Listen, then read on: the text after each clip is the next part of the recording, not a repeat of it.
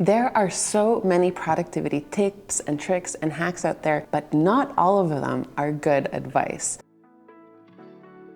In this video, we're going to take a look at 5 of the possibly worst productivity tips that you might be doing yourself, that you should kick out of your lifestyle. Second of all, you'll also get recommendations on what to do instead.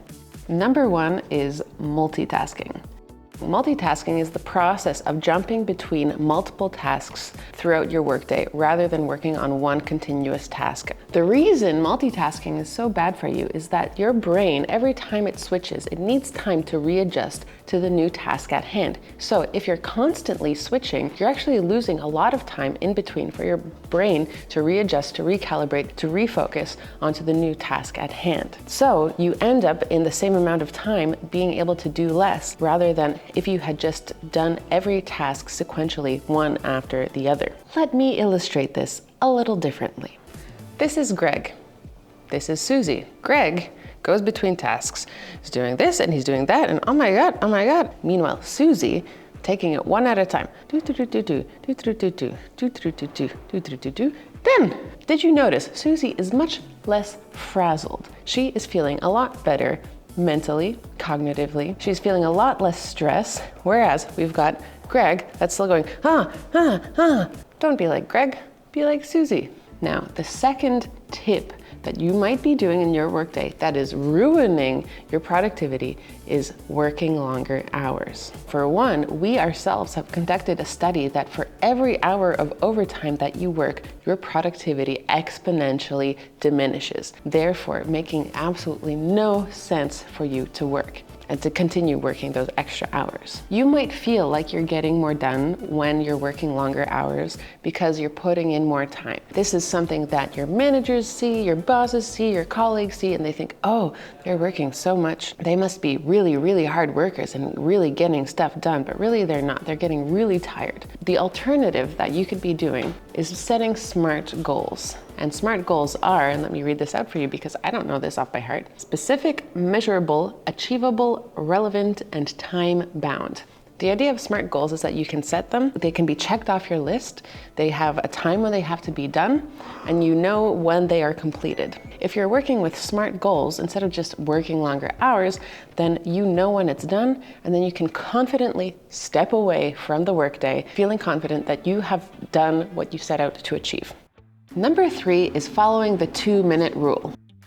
You might have heard about the 2-minute rule, which states that if something can be done in 2 minutes, do it now rather than putting it off. And that way, you don't end up with a pile of stuff to do later on. In theory, sounds great. You've got a dirty cup. Instead of just leaving it here now, if it just takes less than 2 minutes, just go and put it in the dishwasher. Problem with this is that the 2-minute rule is a fallacy. It is never only 2 minutes, because what you're doing instead is you are interrupting your flow. The most important thing, you need to protect your time and to protect your deep work time. Protect it from distractions, which may come from other people, but also distractions that come from you. And thus, when you're following this rule, you are pulling yourself out of that sweet spot, that headspace, getting things done. Every time that you pull yourself out of a task and switch to a different task, it takes you about 20 minutes to get back into the focus of another one.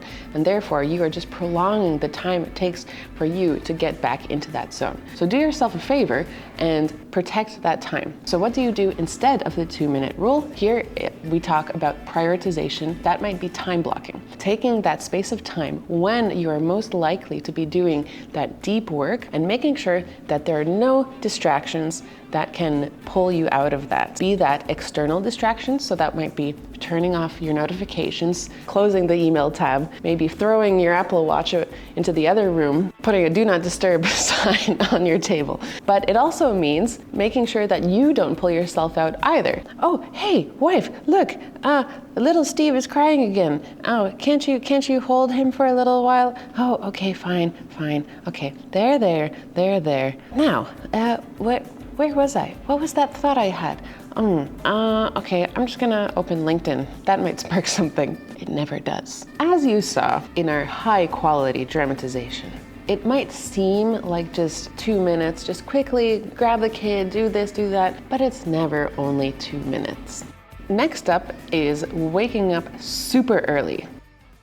This is possibly one of the favorite tips and tricks of all of the productivity gurus out there and the big influencers. If you want to live a successful life like them, then you have to wake up at 5 a.m. at the crack of dawn, and you have to have done your meditation and your gratitude journal, and you have to have gone outside, and you've got to do a run all before 10 a.m., which is really overwhelming. And honestly, not everyone thrives at 5 a.m. It's not like they're getting more hours of the day, because they will inevitably have to go to bed earlier. They're just shifting the time when they are being active and when they're working. If you are not a person who thrives early on, then that might be doing more harm than good. You might be artificially lowering your productivity. So what do you do instead? Wake up when you feel like it's a good time for you to wake up. Wake up at a reasonable time for you, and then throughout the day, find little pockets of time where you can implement little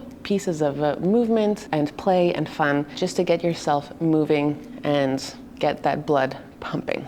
Instead of taking a call sitting down, take it walking. Instead of sitting down for a one-on-one meeting, do a walking meeting. 5 a.m. Oh, right. That new method I'm trying to be more productive. Maybe I can just snooze a little more. No, then I'm a terrible person. I can't do that because then I'm a terrible person. I'm not dedicated to my own personal growth. Some people get more tired if you force them to wake up at 5 a.m. And then when the workday does start, they are absolutely useless, like myself and like Greg. Next up is setting yourself a very strict schedule.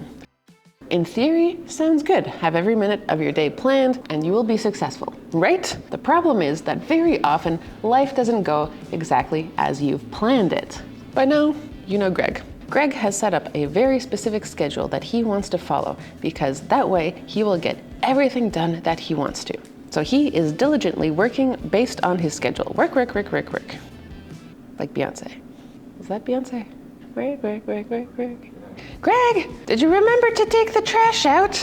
Greg did not have taking trash out planned in his strict schedule. Oh no, what is he going to do? If you don't throw the trash out, I'm going to throw you out. See the problem? What do you do instead? Here, you can implement systems that are more flexible. We talk about this a lot, but for good reason. Time blocking, format of prioritizing some big tasks that have to get done and planning them, for example, for your 9 to 11 a.m.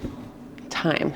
Then having a buffer time where you have nothing planned, and then you have that next time block. Now that buffer time is very important. And then as your day goes by, you're also reviewing it, keeping a very flexible and open mind to getting the things done. Hopefully, you've been able to understand, thanks to the help of our very accomplished actor mice, that not all of the productivity tips are tips that you should be following.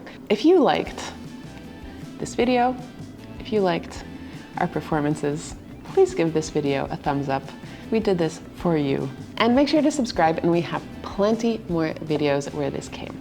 See you next time.